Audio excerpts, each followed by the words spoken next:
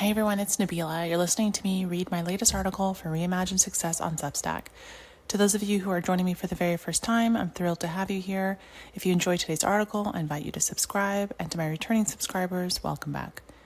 In this week's reflection, I want to share something that's been sitting heavy on my heart. Conversations I've had with parents, especially mothers, who are watching their sons struggle. The piece is personal, it's part confession, part reckoning, and part call to expand how we think about equity, not just for women, but for our boys and men too. So grab a coffee, take a walk, or settle into whatever works for you, and let's dive in. The coffee shop confession that echoes everywhere. I look at my girls and they're flourishing, but my son is struggling. These were the words of a dear friend I recently caught up with. She had 4 adult children, 3 girls and 1 boy, and coffee in hand, she quietly confessed the weight on her heart. Her son, in his early 20s, was stuck in a space that felt like quicksand. He had no job, no partner, no passion, no hobbies, no friends, no clear path forward, and no ambition to seek one out. Their relationship, too, had grown strained. She felt lost and frustrated, torn between tough love and support. Do I cut him off and let him fend for himself, or do I keep trying to help him? I don't know what to do. She said, looking at me as if I had the answers, which of course I didn't. Later that same week, another mother in a WhatsApp group shared a heart-wrenching message. Her son, now 18, had been diagnosed with autism and ADHD years earlier, something she hadn't shared before. But now, feeling fear and uncertainty, she reached out. Her son was increasingly isolated, struggling at school, and showed no interest in anything beyond playing video games alone in his bedroom. I can't force him to see a therapist. I can't force him to do anything, she said. I just want him to be happy, to have a path. I don't care if it's one class at community college or a trade. Her words were laced with a mother's love and fear. This was the first time she'd let the weight of it all out. Maybe these conversations have long been happening in other circles, but they're just emerging in mine. Perhaps because as millennial parents, many of us are entering the chapter of parenting young adults. We will spend more years parenting our children as adults than we ever did while they were kids. Yet this stage still hasn't gotten the shelf space it deserves in parenting sections or advice columns. The most extended phase of parenting remains one of the least discussed. Every stage of parenting is hard. I've yet to find an easy one.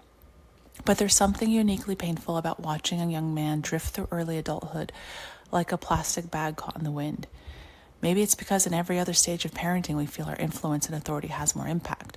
Or maybe it's because by the time our children become 23 or 25 and are struggling, our parental empathy has worn thin.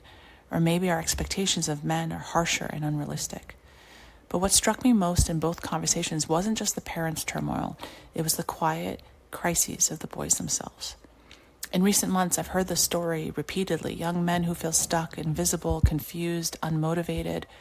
Boys who had once promised are now floating in the margins of a society that doesn't know how to help them. I'm not here to wade into the gender wars. That's not my goal. Instead, I want to make a personal admission, one I'm actually embarrassed to share. The truth is, I've known for a long time that boys were struggling. The first time I confronted that truth was back in 2008 after the birth of my son. As a new boy mom, I wanted to be an informed parent, and among the many books I picked up was the book called The Trouble with Boys by Peg Tyree. Peg is an investigative journalist who interviewed hundreds of teachers, parents, and experts to learn what was happening with boys. The book was a wake-up call, laying out a troubling picture that boys are expelled from preschool nearly 5 times more than girls. Elementary-aged boys are diagnosed with a learning disorder 4 times as often as girls. And by 8th grade, a widening achievement gap in reading and writing emerges. At the time, boys were also only enrolling in college at 43%. And this wasn't just an American issue. Globally, boys were falling behind.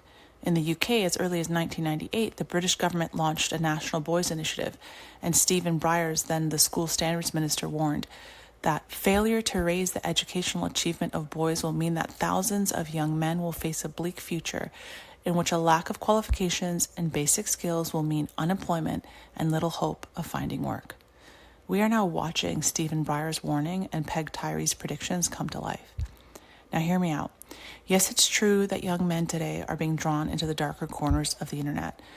The manosphere, extremist ideologies, and influencers selling distorted visions of masculinity. But we have to ask ourselves, how did we get here? Most forms of radicalization aren't born from ideology, but from unmet needs, from a hunger to be seen, to matter, to belong. The Netflix documentary Adolescence illustrated just how easily a seemingly normal teen can get swept into these currents. But that's the extreme end of a much wider and quieter crisis. We're watching a generation of boys grow up amidst economic instability and shifting social norms and fractured communities. They're facing this terrain without a roadmap and without enough adults offering them an alternative vision of what healthy masculinity, purpose, and belonging can look like. And here's what hasn't left me. I let this slide off my radar. I saw the signs back in 2008. I read the stats. I felt the nudge of awareness, but filed it away. Life was moving fast. There were bigger, louder inequities to confront: the gender pay gap, the underrepresentation of women in leadership, the systemic lack of safety for women, the exhaustion of proving ourselves in spaces never designed for us, especially for racialized women. The fight was urgent, it was personal, and it was everywhere. So no, it's not that I didn't know that boys were struggling. I just didn't hear the alarm bells loud enough. When equity work needs a wider lens. And here's the question I've had to ask myself recently. In all my years of advocating for equality, how often have I created space to listen to men explicitly? How many times have I asked about their lived experiences? How often have I researched or reflected on what is happening to boys and young men and dug into the social, emotional, and systemic issues that explain their struggles? Yes, I know that men are more likely to die by suicide than women, but what did I do with that knowledge? I know that young men enroll in and graduate from college at lower rates, but how did I consider that? Maybe I believed men didn't need advocacy. Maybe I assumed that the sea of male faces at the top meant that they were all doing fine. Maybe I thought they'd figure it out. But leaving that coffee shop and the WhatsApp chat, I couldn't shake the feeling that we've been trying to fix one half of a broken system while ignoring the other, and neither half can truly thrive without the other. True inclusion doesn't ask us to pick sides. It asks us to hold the whole picture even when it's complicated, especially when it's complicated. My extremes are filling the silence. And now it's clear things are breaking down across the board. Women are still battling for respect, safety, fair pay, and representation. Men are falling behind in educational, emotional health, and economic participation. Into this vacuum steps the extremes. Loud voices, simplistic answers, influencers selling toxic masculinity disguised as strength. They promise certainty in a time of chaos, belonging in a world of fragmentation, and power in a place of powerlessness. We see it in the backlash against diversity, equity, and inclusion, in nostalgic calls for the quote-unquote good old days, in the rise of quote-unquote masculine energy, rhetoric, and leadership forums. And we see it in the parallel erosion of women's safety and rights, rising femicide, declining respect, and attacks on women's autonomy. This isn't a pendulum swing. It's a collective unraveling. The future demands a new framework. Parents are struggling, boys are confused, and girls are too. And none of us have been handed a playbook for raising emotionally intelligent, mentally resilient, and spiritually grounded men in the current world. What we need is a both-and approach, not the erasure of women's fight for equity. It's real and far from over, but the expansion of our lens, one that lets us hold multiple truths at once, that women deserve safety, representation, and choice, and that both men and women need help navigating identity, purpose, and belonging in a rapidly shifting world. If we don't make room for that, we risk letting the gaps grow between genders, generations, between reality and illusion. We don't need to debate or decide who's struggling the most. We need to recognize that everyone is searching for their place, and we can only get there if we walk towards the future together. I, for one, know I need to do more.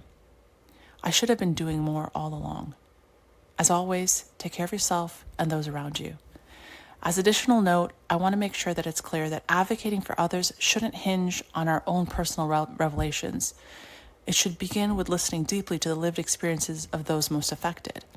I share my realization in this article not to center myself, but in the hopes that it might unlock a similar aha moment for someone else. Still, awareness is just the beginning.